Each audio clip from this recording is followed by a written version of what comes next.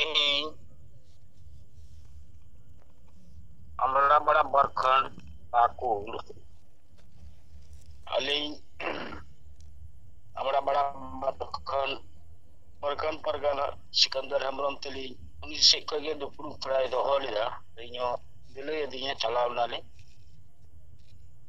सेता समय रगी अदोनी बाबू कोड़ा ना बड़ी बेसे ना बुद्धि लगाओ के जे ना फील्ड रगी स्टूडेंट को तरमास प्रैक्टिस को चलाkan ada men kita adalah onda hilang kalau nak bicara falang jo pa on court ko ate ठीक तो चला नाली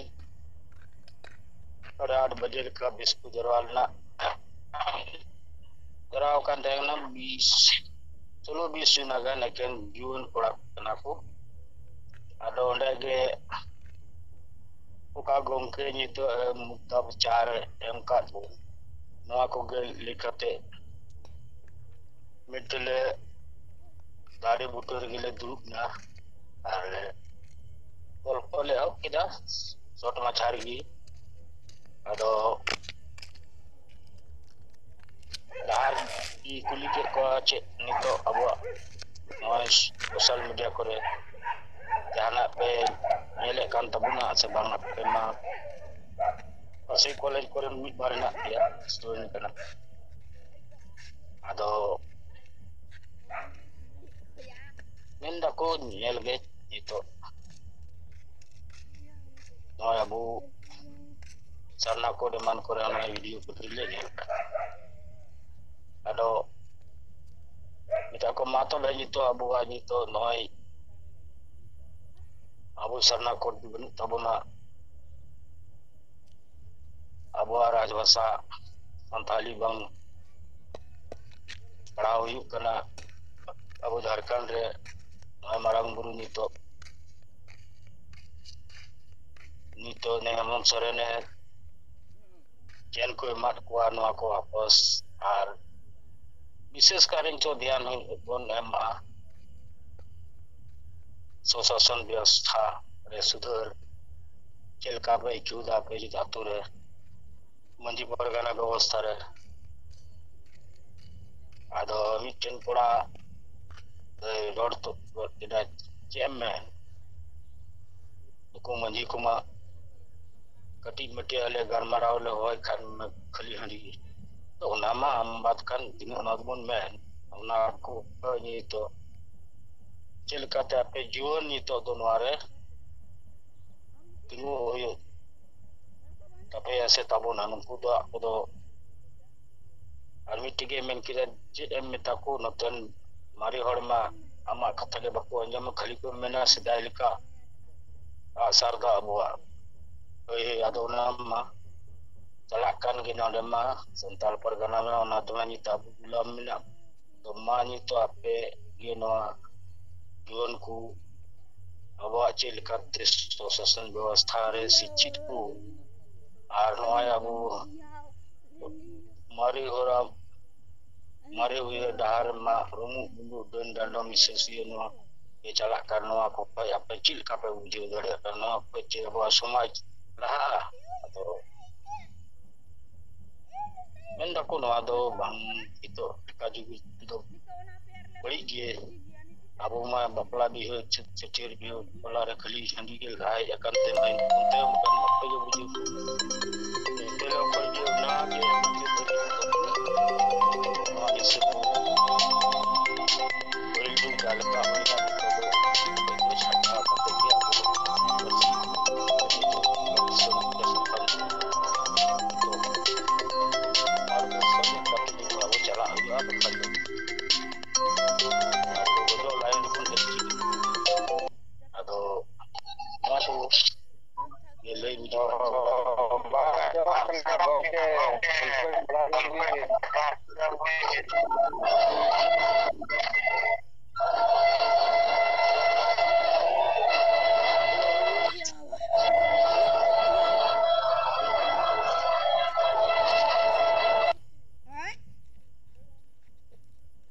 Hello. kali bera katid do ma gongke tegi sini do kan maju tipe johar.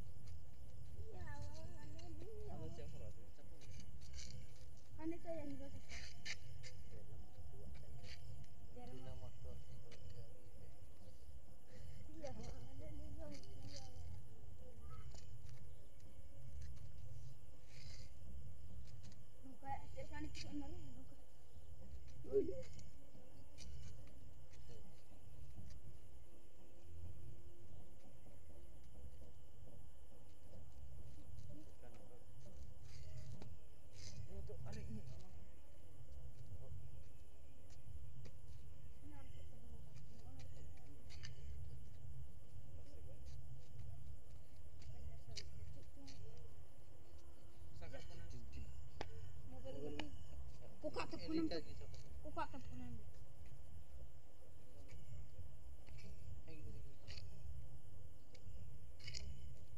Ini ingat tadi. Itu dicocok orang nyelai ini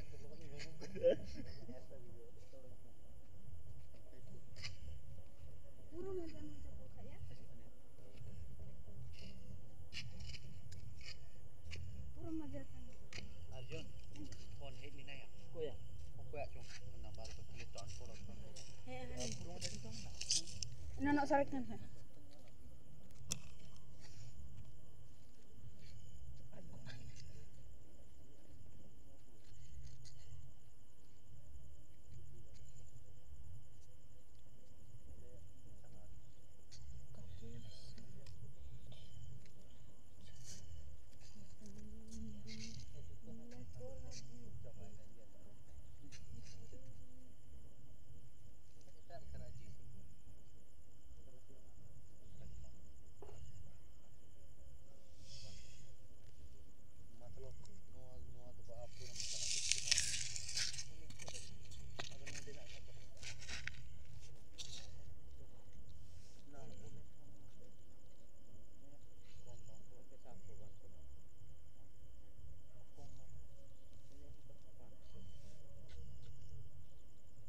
आदिवासी सेंगेल अभियान जहां बिचे नोआ zoom तलाते उल्टा Bharat rain हर को आजमा नोआ बाबो रो नताबा ताले चेलिकाते को आजमा जनगण तो को आशाय गया से जे बांगा तेहन दो नुकु नुकु गंके सेंगेल सेना नुकु नोआ रो रासे को बिचे को अवसान को पास terhad tinggi nehor ya boleh lihat bukan hal itu baru dilihat ya tahu ya kalau lihat yang lima tadi si single dengan cara baru di sambil diversi ya rol lagi apa ya banyak आदिवासी संघ अभियान के आदिवासी apa आदिवासी का हालात जो नितो जहाँ police समाज मेना'a मेनkan समाज जहां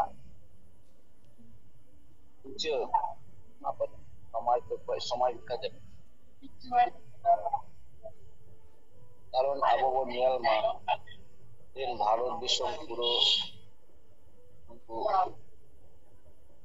puro kuat meten wakaf board idi kate sama pelaksana চর্চা ada puro সংগঠন ko গোটা ভারত রে ko noa idi kate ko birodhita semua rorita ada jote political dol joto ko boro ako kana menkan abo adivasi samaj wa ichik kana menkan noa samaj sudrol lagi okoy bono noa samaj bancao rol lagi okoy ko rorita baki jahan tina samaj mena'a jette samaj lagi hor menak ko menkan abo ko lagi okoy bono menkan abo ren jahan tina neta kurmi ko menak ko jahan do adivasi vote hataw kate adi marang-marang neta lika ko bachao rakap kana menkan nungku do bibinno political dola andare ke menak ko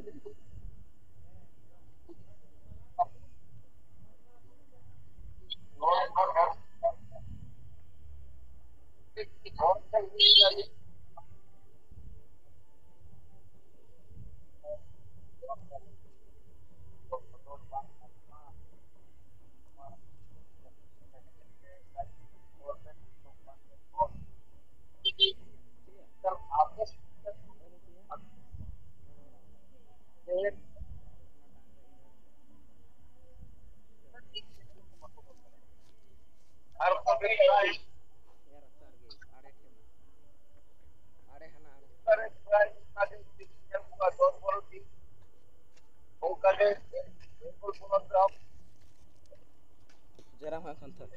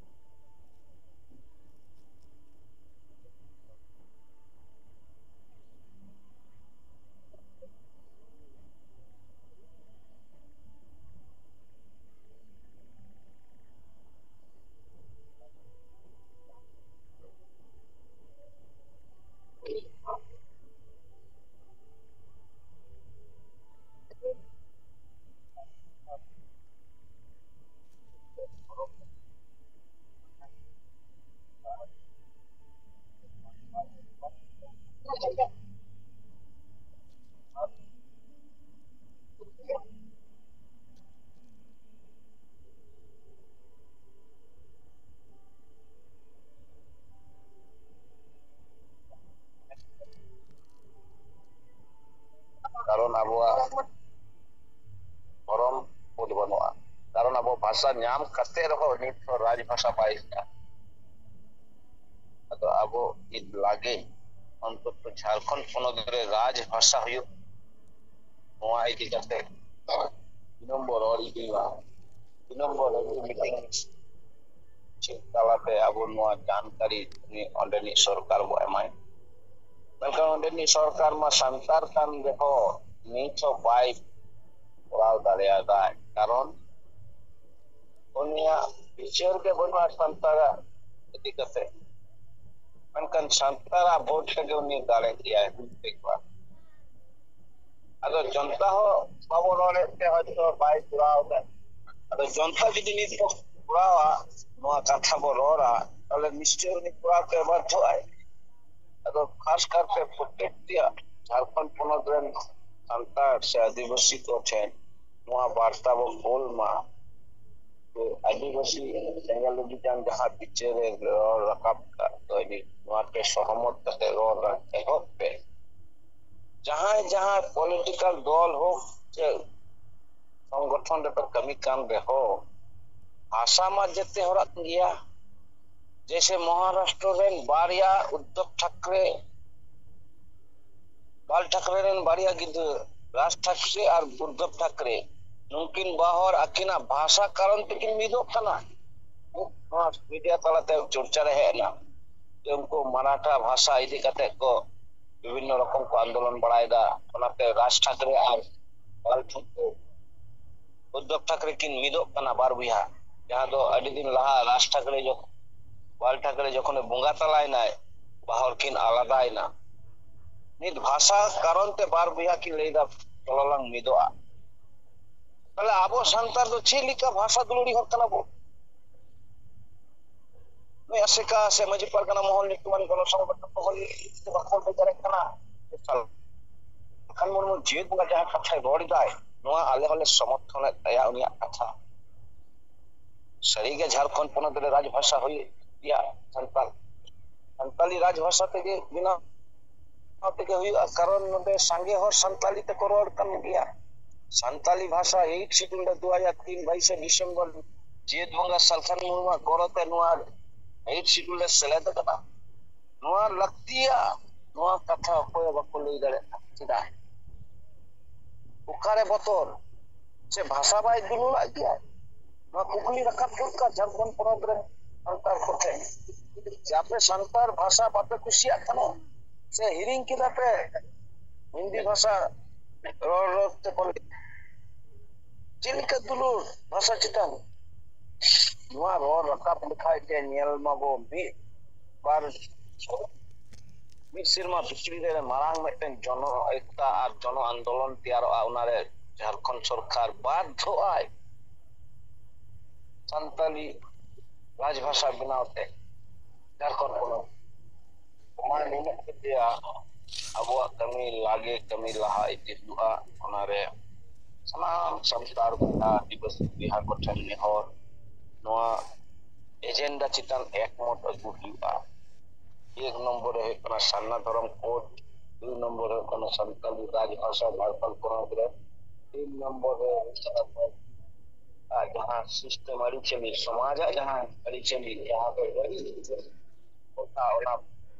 बड़ी कोठा बदलते base कोठा वो समान हो गया ना बिताते सलाम को खरीदवा बांटता आते आते गया दिला नवा समाज को दिरेगा करो निना दिल नवा समाज मारे समाज रे रिना अपना आदिवासी एकता हो भाई करे इतना আর আদিবাসী জুড়ু হবাই নাম কানা ওনা লিতাতে যেতে কিছু নিয়মা আবহাওয়া শুধু আবহাওয়া সমাজ ব্যবস্থা কেতিকো ঠিক নিয়োগা মাদম নিতে লইতে সালাম করে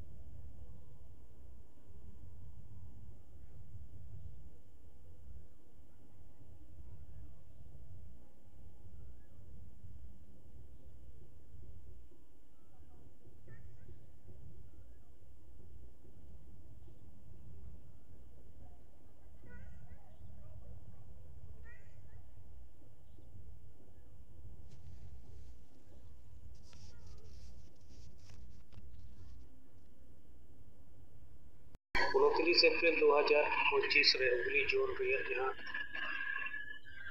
सारना धर्म पुर जनजागरण सभा दो पर्पस थे तेज आलिया भाषरा अंचल इलाका पियागान आतो रे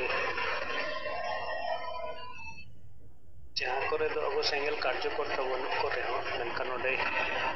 लिफलेट और रसीद को हते सेन होई लेना कि उनार ना मिटा मैसेज उनको टेन सेटेर लो साउते आकवा कोरो हो आता बाबत ते अदो उनको को तला रे मिटंग ako si ko rakabo kana ki nit ale YouTube par na social media kore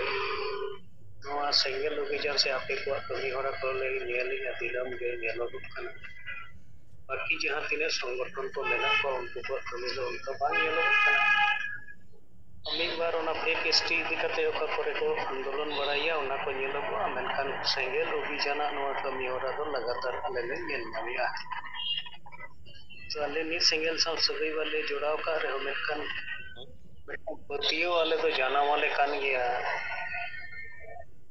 कि सिंगल अभियान संगठन और संखान मर्म आयुर तेगे आदिवासी को पंचाव कमी हरा दो हुई दाड़िया बाकी का जहाँ तीन संगठन को चलावे रहो नुकु दो मिमिटांग राजनैतिक पार्टी को ठेन गोलाम लेका मेना को बंकन उनको को वोट बैंक बचाव लगी को कमी कना और उनको नोय जे कि सिंगल अभियान होते ते सोना सुधर रेना कथा जहां को रोरो कना बंकन आदिवासी समाज जहां एजेंडा कथा बाकी मेन आशा वसा जति धर्म रोजगार ईमान को बचाव रिया उनका ना जहां ना उनको तो बांको रोड़िया वरन चिची लिकारे ना मारे व्यवस्था तुमो बुला दंडा मिससियो महिला विरोधी मानसिकता को वर्किरिंग को नोआ को के समाज रे आजियर तहन मा ओना को इदी कत को रोड सेंगेला बिचार लिखते जहां वो प्रश्न या अडी को सहाय समाज को लहाय मझी को बदल को तो वो बचावा अदर नोआ रेना प्रभाव से नोआ बारिया बिचार चितान रेनित विश्लेषण दो अतो एरिया करे हुई गो कान गया और अडिगान हर दो नो वीडियो लिका खास कर नो हंडी को सहाय समाज को लहाया नोटा कमी हरा वीडियो लेखाते हो आको आको तेगे आको नो पारिवारिक से सामाजिक कमी हरा करे किछु गान दो साहस देखाव कते ओना बेरेल दते कमी को पारो और उनको कमेंट किया तेज आले बार परिवार उनका मझी साव गालमाराव करते जे आले छटियर कमी हरा दो ले बेरेल दाते ले हुया अदा हम कमी से बांग यदि हम कमी जोड़ो खान एडे खान आले सेंगल सावले जोगाजोग और उनको होते थे आले नोआ कमी जे पारो उनका नीत मझी को बिचारिया जे तेज यदि नुकु गलीमा कथा अंजम करते बनिया एडे नुकु मा मझी साव सगई तुपा करते सेंगल साव सगई को जोराव एखान ओना अतो करे दो नोआ नवा मझी को आको होते को खोजो कान बाको खोजो कान मेनखान जहां परिवार को नोआ को गोटा का सिकोटा कते को कमी लगी इच्छा को फोकस या नुकु होते थे उना कमी हरा होई गो तो उनका नाम बढ़िया घटना कुमारपुरा तोरे और उनका ठाकुर पर नयल कना होई परम कना आरो होई तो अडिगान आतोरे होई गो कना जहां करे अपोसा उनका बाको जोगाजोग रहो नोआ कमी हरा को दो होई परम खान गया गन्नी गोंके तकिन जहां कथा अब किन मेनका कमी रिया नोआ कमी हरा ना तेज आरो बढ़ती लगती का दिया वैसे मरांग कोन के फीमेल या कैप्टन बनाओ और कैप्टन बनाओ करते गेल परिवार का ᱟᱫᱚ ᱱᱚᱣᱟ ᱠᱟᱹᱢᱤ ᱦᱚᱨᱟ ᱨᱮᱦᱚᱸ ᱟᱹᱰᱤ ᱮᱲᱮᱰᱟᱞᱟ ᱱᱤᱛ ᱧᱮᱞᱚᱜᱚᱜ ᱠᱟᱨᱚᱱ ᱛᱮ ᱵᱚᱞᱮ ᱥᱟᱸᱜᱮ ᱚᱱᱠᱟ ᱯᱚᱨᱤᱵᱟᱨ ᱥᱮᱸᱜᱮᱞ ᱯᱚᱨᱤᱵᱟᱨ ᱞᱮᱠᱟᱛᱮ ᱵᱟᱵᱚ ᱵᱮᱱᱟᱣ ᱨᱟᱠᱟᱵ ᱫᱟᱲᱮᱭᱟᱠᱚ ᱠᱟᱱᱟ ᱮᱱᱠᱷᱟᱱ ᱱᱩᱠᱩ ᱯᱚᱨᱤᱵᱟᱨ ᱠᱚ ᱦᱚᱛᱮ ᱛᱮᱦᱚᱸ ᱟᱨᱦᱚᱸ ᱜᱟᱛᱮ ᱜᱟᱯᱟᱛᱮ ᱛᱟᱞᱟᱛᱮ ᱥᱮᱸᱜᱮᱞ ᱯᱚᱨᱤᱵᱟᱨ ᱨᱮᱭᱟᱜ ᱚᱱᱠᱟ ᱵᱟᱹᱲᱛᱤ ᱨᱮᱱᱟᱜ ᱱᱚᱣᱟ ᱠᱟᱹᱢᱤ ᱦᱚᱨᱟ ᱡᱟᱦᱟᱸ ᱛᱤᱱᱟᱹᱜ ᱞᱚᱜᱚᱱ ᱞᱟᱹᱠᱛᱤ ᱠᱟᱱᱟ ᱫᱨᱩᱛᱚ ᱜᱚᱛᱤᱛᱮ ᱦᱩᱭ ᱫᱚᱨᱠᱟর ᱠᱟᱱᱟ ᱚᱱᱟ ᱵᱟᱝ ᱦᱩᱭᱩᱜᱚᱜ ᱠᱟᱱᱟ ᱟᱨ ᱚᱱᱟ ᱦᱩᱭ ᱞᱮᱱᱠᱷᱟन ᱯᱟᱞᱮ ᱫᱚ ᱟᱨᱦᱚᱸ ᱥᱟᱸᱜᱮ ᱯᱚᱨᱤᱵᱟर ᱥᱮ ᱦᱚᱲ ᱠᱚ ᱱᱚᱣᱟ ᱨᱮᱱᱟᱜ ᱯᱨᱚᱵᱷᱟᱵᱽ ᱧᱮᱞ ᱦᱚᱪᱚ ᱜᱟᱱᱚᱜᱼᱟ ᱥᱮ ᱦᱚᱲ ᱠᱚ ᱟᱯᱱᱟᱨ ᱫᱟᱲᱮᱭᱟᱜᱼᱟ ᱱᱚᱣᱟ 29 ᱛᱟᱹᱨᱤᱠᱷ ᱨᱮᱱᱟᱜ ᱡᱟᱦᱟᱸ ᱠᱚᱨᱢᱚᱥᱩᱪᱤ ᱢᱮᱱᱟᱜᱼᱟ ᱱᱚᱣᱟ ᱫᱚ ᱱᱟᱜ ᱠᱷᱟᱱ ᱱᱚᱣᱟ ᱡᱟᱦᱟᱸ 9 ᱡᱮᱞᱟ ᱢᱮᱱᱟᱜᱼᱟ ᱦᱟᱣᱲᱟ ᱡᱮᱞᱟ ᱨᱮᱦᱚᱸ ᱱᱩᱭ ᱨᱚᱵᱤᱱ ᱦᱮᱢᱵᱨᱚᱢ ᱟᱨᱟᱜ ᱱᱩᱠᱩ ᱵᱞᱚᱠ ᱥᱛᱚᱨᱤᱭᱚ ᱠᱟর্যকর্তা ᱠᱚ ᱦᱚᱛᱮᱛᱮ আমতা ওয়ান আর 2 ব্লক এলাকারে প্রচার প্রসার আর সাঁগে হর সেটের হচ্ছে রিয়া মিদᱴᱟᱝ ᱠᱟᱹᱢᱤ ᱦᱚᱨᱟ ᱡᱟᱹᱨᱤ ᱢᱮᱱᱟᱜᱼᱟ ᱚᱱᱠᱟᱜᱮ ᱛᱮᱦᱮᱧ ᱡᱟᱸᱜᱤ ᱯᱟᱨᱟ ᱵᱞᱚᱠ ᱠᱷᱚᱱ ᱦᱚᱸ ᱟᱯᱰᱮᱴ ᱞᱮᱠᱟᱛᱮ খবর ᱦᱮᱡ ᱥᱮᱴᱮᱨ ᱠᱟᱱᱟ ᱱᱚᱛᱮ ᱵᱤᱨᱵᱷᱩᱢ ᱠᱷᱚᱱ ᱵᱳᱞᱯᱩᱨ ᱵᱞᱚᱠ আর দুবরাজপুর ব্লক আর ইলাম বাজার ব্লক পশ্চিম বর্ধমান করে হᱚᱸ সুকান্ত সাᱶ ᱜᱟᱞᱢᱟᱨᱟᱣ ᱠᱟᱛᱮ ᱵᱟᱰᱟᱭᱚᱜ ᱠᱟᱱᱟ ᱩᱱᱠᱩ ᱦᱚᱸ ᱠᱩᱨᱩᱢᱩᱴᱩ ᱨᱮ ᱢᱮᱱᱟᱜ ᱠᱚᱜᱮᱭᱟ ᱚᱱᱟ ᱮᱨᱤᱭᱟ ᱠᱚᱨᱮ ᱠᱷᱚᱱ ᱦᱚᱸ ᱟᱢᱟᱜ ᱠᱚᱨᱮᱱ ᱞᱤᱰᱟᱨ ᱠᱚ ᱪᱷᱟᱰᱟ ᱠᱟᱛᱮ ᱦᱚᱸ ᱟᱨᱦᱚᱸ ᱮᱴᱟᱜ ᱦᱚᱲ ᱠᱚᱦᱚᱸ ᱥᱚᱸᱜᱮ ᱟᱹᱜᱩ ᱨᱮᱭᱟᱜ ᱞᱟᱹᱜᱤᱫ ᱛᱮ ᱥᱟᱶ ᱥᱟᱞᱟᱜ ᱛᱮ ᱱᱤᱛ ᱡᱟᱦᱟᱸ ᱠᱟᱹᱢᱤ ᱦᱚᱨᱟ ᱟᱛᱳ ᱟᱛᱳ ᱨᱮ ᱦᱩᱭ ᱦᱚᱪᱚ ᱞᱟᱹᱜᱤᱫ ᱛᱮ ᱜᱚᱢᱠᱮ ᱛᱟᱹᱠᱤᱱ ᱠᱤᱱ ᱢᱮᱱ ᱠᱟᱜᱼᱟ ᱡᱮ ᱥᱮᱸᱜᱮᱞ ᱥᱚᱢᱟᱡᱽ ᱥᱩᱫᱷᱟᱹᱨ ᱥᱚᱵᱷᱟ ᱧᱩᱛᱩᱢ ᱛᱮ ᱢᱩᱞᱚᱛᱚ ᱯᱩᱱᱭᱟ ᱵᱤᱥᱚᱭ ᱪᱮᱛᱟᱱ ᱨᱮ ᱯᱷᱳᱠᱟᱥ ᱮᱢᱛᱮ ᱦᱩᱭᱩᱜᱚᱜᱼᱟ ᱡᱮ ᱱᱚᱣᱟ ᱢᱟᱹᱡᱷᱤ ᱯᱟᱨᱜᱟᱱᱟ ᱵᱮᱵᱚᱥᱛᱷᱟ ᱨᱮ सुधार अगुते हुआ दसार तो निशा मुक्त समाज बनाव लगी ते सुधार लगतिया तेसर तो आदिवासी वोट और आदिवासी और को राजनीति रिया लगती से गुरुत्व बुझावते हुआ और ओना तो हुई कना नय आदिवासी समाज खन जहाँ को चक्री कना जतिया लाभ को हताया मेनखान आदिवासी एजेंडा सब सचेती धर्म रोजगार से नवा समाज रे सुधार अगु लगी ते उनकाना जहाना योगदान बनुआ नुकु को तुली गलमाराव तालाते चेक लेका रे गो गरो अचु दारी कोआ नवा रना प्रभाव जते उनको ताला रे हम विस्तार दारिया नवा को इदि कते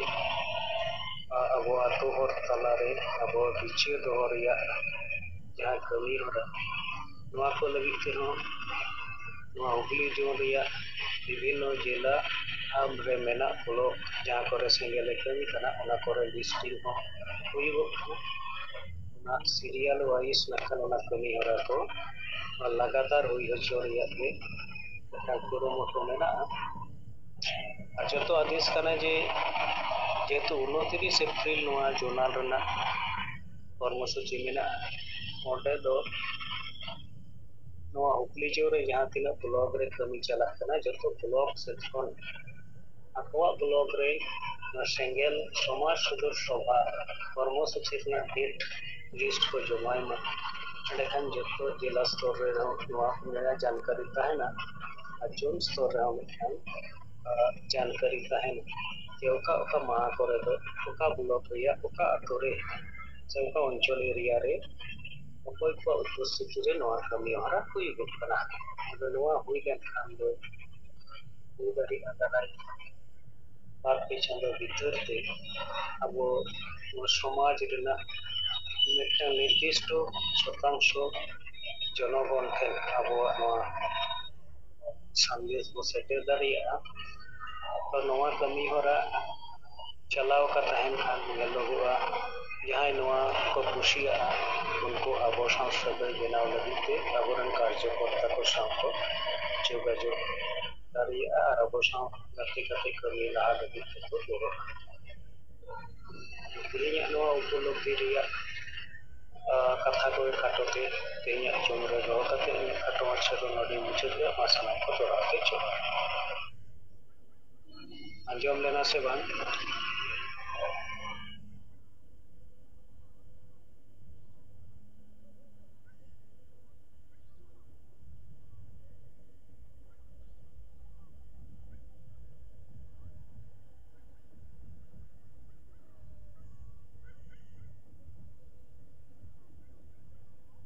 Anjong len dia gongke moj ko नॉय ते सिंगर जूम रिया ऑक्टो हो पले चाबा है इना अंदर जुमी पाखेर हो ये पाखेर रकाबिया सनाम को भी मोने मोने के वर केला रो हिरलो मारांग बुरु चाहेर आयु मोडे को तुरुई को सिंह बोंगा और सनाम बोंगा बुरु को अपराम को हसा दिसम जितकरिया सिद्धू मुर्मू और बिरसा मुंडा ऑल गुरु गमके रघुनाथ मुर्मू और तिलका मुर्मू साला सनाम बीरबंटा को माँ आपे ठेन ले नेहर जोहार और गोदो कना माँ आपे अले दारी और गोरो मालके जेमन अले विशेषियो बगी कते जुमिद दारे ले सरसाव दारे माँ आले तलारे दुलर और गोड़ो गप्पो दारे ले बेनाव रखाव दारे माँ आलिया दुख हारकित जबा माँ और आले सनाम और सुख शांति रे ताहेन माँ आले बेस और डहार ले साला बचाव दारिया माँ और बेस और डहार ले ताराम माँ सरिया रो और बेसा पांजा लगी आलो ले बोतरो माँ साहो से माँ लगे बोतलो खन समय साला ताल मेल ले रो दारिया माँ ओड़ा कुड़ी आड़ाम बुद्धि इधर इधर मिल जुमित करते ले ताराम दारिया माँ आलिया जति धरो आशा वासा मान सम्मान इज्जत आबादी रोजगार चास बास में बांचाव दारिया माँ फालतू कमी हिस्सा हिस्सा वोट गिरी अखरी आर बोलो ए बदी माँ जेमन आलिया मोने जीवी आर हड़मो केटे ताहन माँ डुमरी कुमडो सारथी आर बड़ी और पांजा बदी करते आलिया समाज ले पांजा केटे माँ बोंगा बुरु को माँ आले सालाते आले रन मजी पारगाना और नायके को दारे और गोड़ो एमा को के जेमन नोआ बंचाव कमी रेको गोरो मा दिसोम गमके सलखान मुर्मू आयुर के सानतारी पार्सी ले जितकर केरा एमाय पे केटी दारे गोड़ो और बुद्धि जेमन आया आयुर के सारना धरम और दिसोम लागे ले जितकर दारिया मा बोंगा बुरु को मा सनाम दारे बुरु जीव जंतु चेरे चिप्रू और एटा मानवा को आशीर्वाद एमा को के जेमन ako hong सुख शांति रेको ताहेन मा जोहार इदो किरियाता मा बोंगा बुरु को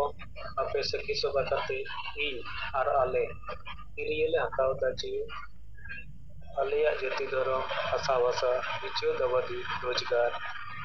चासबास एमान बांचाव लगी इन और आले तन मन धनते गोड़ोले एमोहा आपे आले आशीर्वाद एमा लगे जेमन आले लागेले जुमिदो और जीत करो मा जोहार